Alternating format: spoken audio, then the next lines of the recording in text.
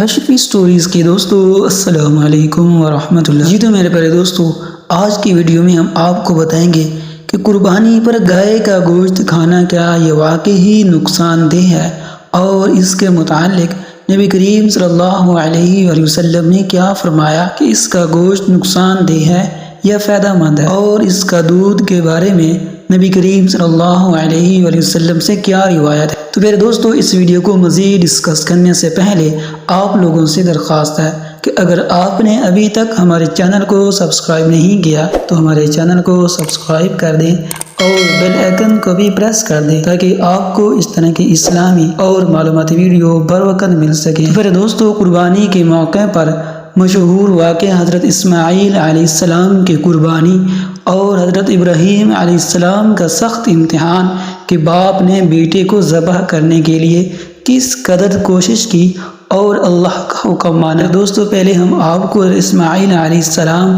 اور حضرت ابراہیم علیہ السلام کے کچھ واقعات بتاتے ہیں اور اس کے بعد بتائیں گے کہ گائے کے گوشت کے متعلق نبی کریم صلی اللہ علیہ وآلہ وسلم کا کیا حکم ہے۔ پھر دوستو، حضرت ابراہیم علیہ السلام کی قربانیاں کسی سے ڈھکی چھپی نہیں ہیں۔ کیسی آزمائش کی گھڑی رہی ہوگی کہ جب حضرت ابراہیم علیہ السلام کے لیے نمرود نے آگ تیار کرائی، ایک طرف نمرود کی سلگائی ہوئی خوفناک آگ اور دوسری طرف حضرت ابراہیم علیہ السلام اس آگ میں اللہ کی رضا کے لیے پھینکے جانے کو تیار ہیں۔ بالآخر حضرت ابراہیم علیہ السلام اس آگ میں بے دھڑک کود پڑے اور اللہ تعالیٰ نے اس آگ کو حکم دیا، یا نار کونی بردا وسلاما علی ابراہیم، کہ اے آگ تو ابراہیم پر ٹھنڈی اور سلامتی والی ہو جا۔ تو پھر دوستو، حضرت ابراہیم علیہ السلام کو آگ میں ڈال دیا گیا تو اللہ نے آگ کو حضرت ابراہیم پر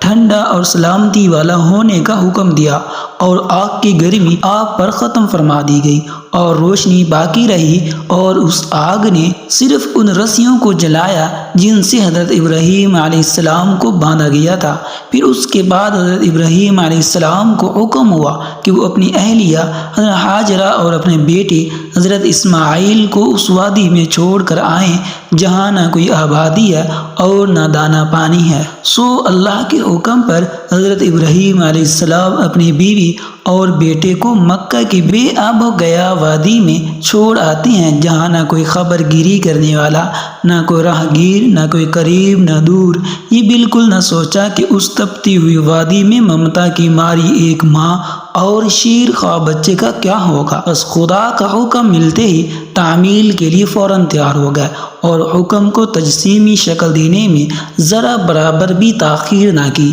حضرت ہاجرہ علیہ السلام ان کے ننھے منھے بچے پر اس وحشتناک وادی میں کیا گزری۔ اس تپتی ہوئی وادی میں وہ شیخا بچہ جب دیوار کعبہ سے ایڑیاں رگڑتا تو ماں تڑپ تڑپ کر کبھی صفا کی طرف دیکھتی کہ شاید کوئی قافلہ نظر آ جائے اور پانی مل جائے، اور کبھی دوڑتی ہوئی مروہ پر چڑھتی کہ شاید ادھر کوئی قافلہ گزرتا ہوا دکھائی دے دے۔ پھر بھاگی بھاگی بچے کو دیکھنے آتی کہ کس حال میں، اس معصوم کو دیکھ کر پھر پانی کی تلاش میں صفا مروہ کا چکر لگاتی، اور جب امید کی کوئی کرن نظر نہ آتی تو بے قرار ہو جاتی، کلیجے منہ کو آنے لگتے، تاآں کہ اللہ رب العزت نے حضرت ابراہیم علیہ السلام کے لاڈلے کی ایڑیوں کی رگڑ سے پانی کا چشمہ جاری فرما دیا جو زمزم کے نام سے مشہور ہے، اور اس وقت سے آج تک اسی طرح جاری ہے۔ پھر دوستو، اس کے بعد سب سے بڑی قربانی کا حکم ہوا جسے قرآن کریم نے ان الفاظ میں بیان فرمایا ہے، جس کا مفہوم یہ ہے کہ پھر جب وہ اس کے ساتھ کام کے قابل ہو گیا، کہا اے میرے بیٹے، میں نے خواب دیکھا ہے کہ میں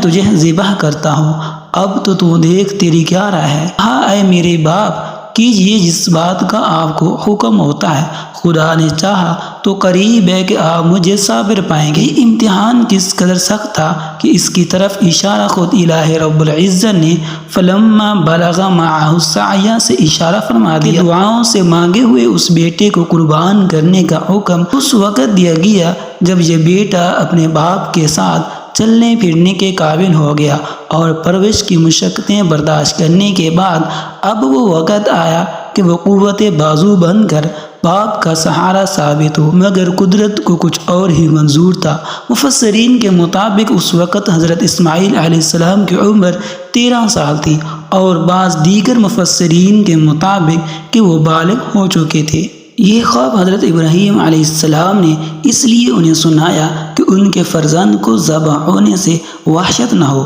اور اللہ تعالیٰ کے حکم کی اطاعت کے لیے رغبت کے ساتھ تیار ہو جائے۔ چنانچہ اس فرزند ارجمند نے اللہ تعالیٰ کی رضا پر فدا ہونے کا کمال شوق سے اظہار کرتے ہوئے فرمایا، اے میرے رب، آپ وہی کریں جس کا آپ کو اللہ تعالیٰ کی طرف سے حکم دیا گیا ہے۔ اگر اللہ تعالیٰ نے چاہا تو ان قریب آپ مجھے ذبح کرنے پر صبر والوں میں پائیں گے۔ قرآن کریم میں اس واقعے کی طرف اشارہ کرتے ہوئے سورۃ الصف کی آیت نمبر 103 میں یہ ارشاد فرمایا، فلما اسلم وتلہ للجبین، تو جب ان دونوں نے ہمارے حکم پر گردن رکھی، جب حضرت ابراہیم علیہ السلام اور ان کے فرزند نے اللہ تعالیٰ کے حکم کے سامنے سر تسلیم خم کر لیا، اور جب حضرت ابراہیم علیہ السلام نے اپنے فرزند کو ذبح کرنے کا ارادہ فرمایا تو ان کے فرزند نے عرض کی، اے والد محترم، اگر آپ نے مجھے ذبح کرنے کا ارادہ کر لیا ہے تو پہلے مجھے رسیوں کے ساتھ مضبوطی سے باندھ لیں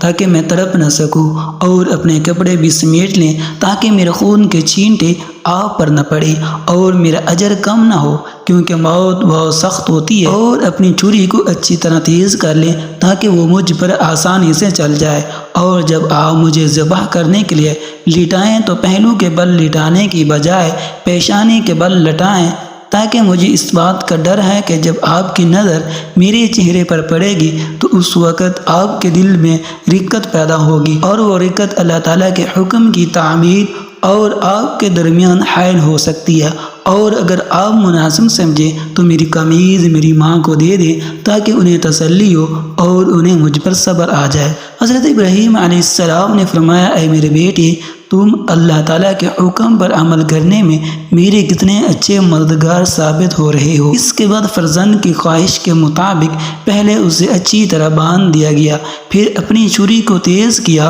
اور اپنے فرزند کو منہ کے بل لٹا کر ان کے چہرے سے نظر ہٹا لی، اور پھر ان کے حلق پر چھری چلا دی تو اللہ تعالیٰ نے ان کے ہاتھ میں چھری کو پلٹ دیا۔ اس وقت انہیں ایک ندا کی گئی، اے ابراہیم، تم نے اپنے خواب کو سچ کر دکھایا اور اپنے فرزند کو ذبح کے لیے بے دریغ پیش کر کے اطاعت و فرمانبرداری کمال کو پہنچا دی۔ بس اب اتنا کافی ہے، یہ ذبیحہ تمہارے بیٹے کی طرف سے فدیہ ہے اور اسے ذبح کرو۔ اللہ تعالیٰ نے جنت کی طرف سے ایک دمبا بھیج دیا تھا جو حضرت اسماعیل علیہ السلام کی جگہ پر لیٹ گیا، اور اللہ نے یہ فرمایا کہ یہ تمہارے بیٹے کی طرف سے اس کی جگہ ہے اور اس سے ذبح کر دیں۔ تو پھر دوستو ہم آتے ہیں اپنے اصل موضوع کی طرف کہ گائے کا گوشت کے متعلق نبی کریم صلی اللہ علیہ وآلہ وسلم نے کیا فرمایا۔ بہت سارے یہ لوگ سوال کرتے ہیں کہ گائے کے گوشت میں وبا ہے لیکن اس کے دودھ میں شفا ہے، لیکن تمام احادیث ذخیرہ میں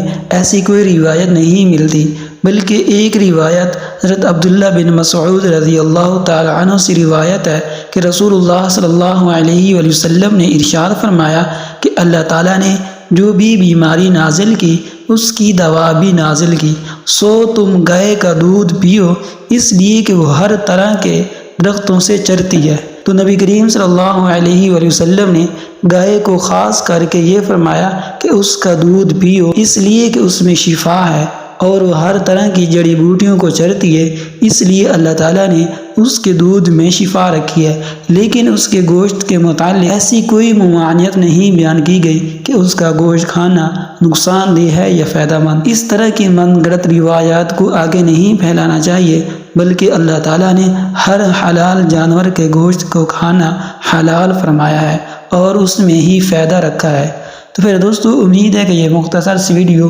آپ کو پسند آئی ہوگی۔ اگر پسند آئے تو لائک کر دیں اور ایک اچھا سا کمنٹ کر دیں، اور اگر آپ نے ابھی تک ہمارے چینل کو سبسکرائب نہیں کیا تو ہمارے چینل کو سبسکرائب کر دیں اور بیل آئیکن کو بھی پریس کر دیا کہ آپ کو اس طرح کی اسلامی اور معلوماتی ویڈیو بر وقت مل سکیں۔